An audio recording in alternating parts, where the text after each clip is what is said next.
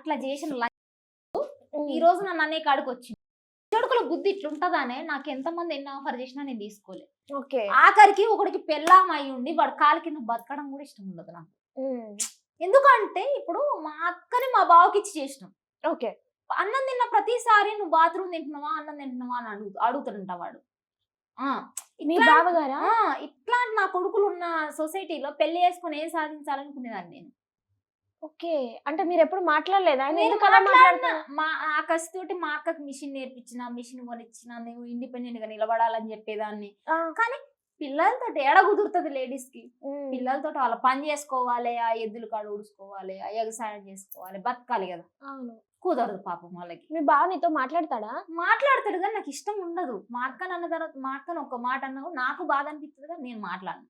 Okay. అడిగావా అసలు ఎందుకు అలా అంటున్నావు? నీకేం తక్కువ చేసినావు లేకపోతే ఏంటి? నేను అడుగుతా. ఎందుకంటే ఇవాళ రేపట్ల సొసైటీలో పిల్లలు ఎట్లున్నారు, బ్యాడ్ గా వాడితో లేచిపోవడం, వీడితో లేచిపోవడం. ఎంత మంచిగా ఉంటే అట్లా ఎందుకంటే మా అక్క అసలు పక్కనింటికి పోదు. మా అక్కకు పెళ్ళి 10 సంవత్సరాలు. మా అక్క పెళ్ళి అయినాక నేను 11-12 ఏళ్ళ పిల్లని. ఆ పిల్లకి పెళ్ళైన కాండి ఇప్పటి వరకు బియ్యం కాండి కూరగాయ కాండి అన్ని నేను పంపించిన మా అక్కకి. అట్లా అంటాడు తినే కాడ తాగి.